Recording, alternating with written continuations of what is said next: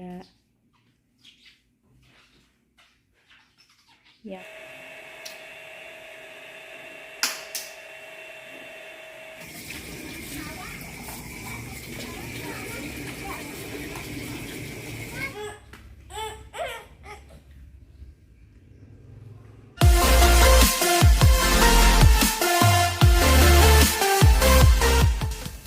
Halo, assalamualaikum. Hari ini aku mau cerita tentang serba-serbi Montessori yang aku kerjain sama anak-anak di rumah. Seperti yang kita semua tahu ya, Montessori itu punya 5 area pembelajaran. Ada practical life, sensorial, cultural, language, dan juga matematik. Nah, di video kali ini aku mau fokus cerita tentang practical life atau bahasa Indonesianya keterampilan hidup. Di practical life ini menurut aku penting banget karena ini adalah area dasar yang bisa menjadi pondasi buat anak ke stages berikutnya dan juga bisa banget membangun kepercayaan diri di diri anak-anak. Bentuk-bentuk kegiatan practical life ini ada 4 jenis. Yang pertama, development of motor skill. Jadi ini jenis-jenis kegiatan yang dapat mengembangkan keterampilan motorik halus dan juga kasar. Terus yang kedua, care of self. Pemeliharaan diri seperti pakai baju sendiri, menyisir, terus pakai sepatu. Nah, yang ketiga ini care of environment. Ini pemeliharaan lingkungan. Dan yang keempat ada social grace and courtesy, seperti sopan santun dan tata krama.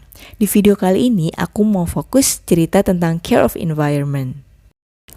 Beberapa kegiatan yang aku tampilin di sini contohnya adalah ngelap kaca meja, kaca lemari, terus juga ngepel lantai pakai pel, bersihin lantai pakai kanebo, terus jemur pakaian, dan bersihin sepeda anak. Kegiatan practical life ini gak nyangka loh bisa sangat amat menyenangkan buat anak. Jadi kayak mengalahkan beragam mainan yang ada.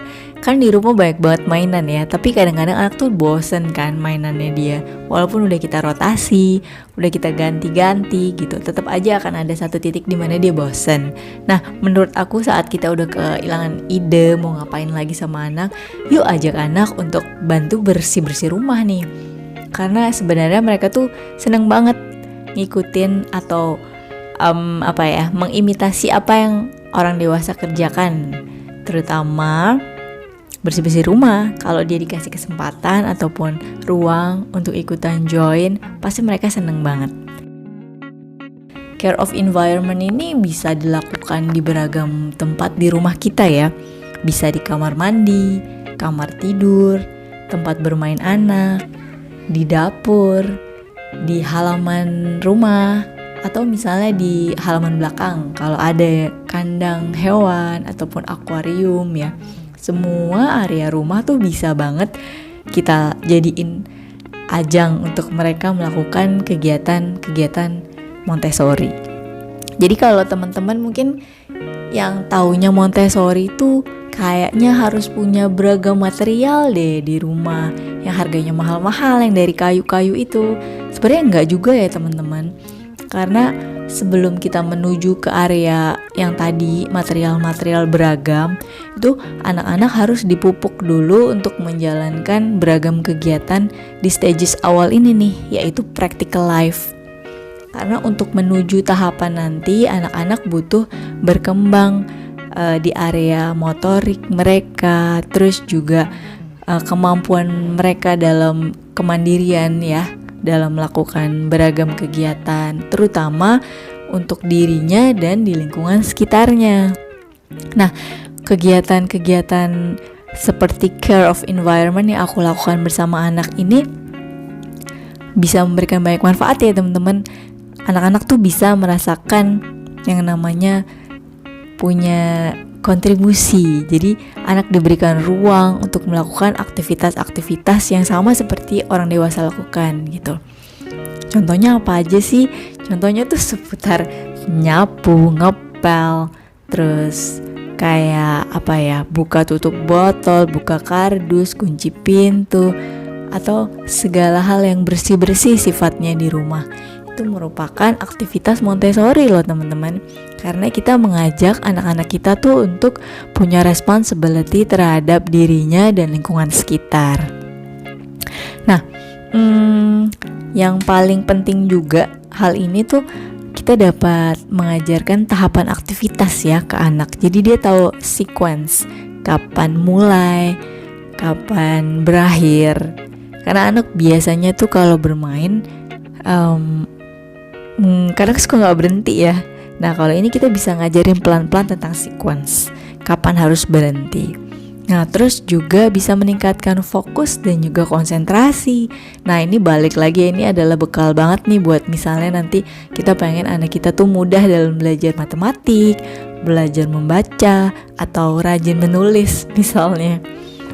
Nah, yang keempat ini juga bisa mengembangkan keterampilan motorik halus dan juga kasar anak. Karena semua kegiatan-kegiatan yang sifatnya bersih-bersih tadi tuh mengajak anak untuk mengeluarkan energinya dan otot-ototnya akhirnya kepake ya. Otot bahu, otot lengan, kaki, tangan, semuanya bergerak. Terus juga yang pasti nih penting buat anak-anak yang masih baby, kita pasti pengennya anak kita tuh gak speech delay. Mereka punya tambahan kosakata baru di tiap harinya. Nah ini bisa banget melalui aktivitas-aktivitas Montessori yang kita jalanin di rumah ini. Contohnya kita ajak ngepel. Anak jadi tahu ya, oh ini lantainya basah, ayo kita pel. Dia tahu jadi ada kata basah, oh ada pel. Terus nanti ketika udah selesai, wah lantainya kering gitu. It's a new vocab buat mereka kan. Setiap hari dia jadi dapat tambahan vocabulary baru. Dan semoga keterampilan bahasanya semakin baik.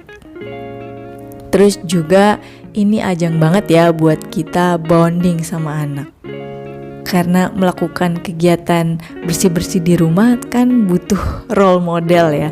Kalau maminya atau ayahnya males-malesan minta tolong semuanya sama misalnya asisten di rumah, tentunya anak juga gak mau ikutan bergerak nih. Kita harus mau juga untuk jadi role model mereka. Kita juga melakukan aktivitas tersebut gitu. Kita bersihin kamar, kita sapu, ngepel, cuci piring, cuci sendal gitu di depan mereka. Mereka dengan sangat antusias would like to join us. Dan believe me, itu ngalahin beragam mainan yang mahal, beragam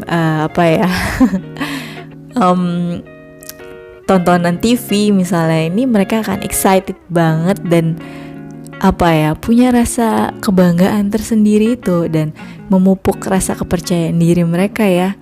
Karena mereka tuh memberikan manfaat buat orang-orang di sekitarnya. Oke, sekian video kali ini. Semoga bisa menjadi inspirasi buat teman-teman di rumah ya. Dan nantikan juga video-video berikutnya, kegiatan practical life di area lain nih. Misalnya di dapur, di depan rumah, dan di tempat lainnya. Sampai jumpa, dadah.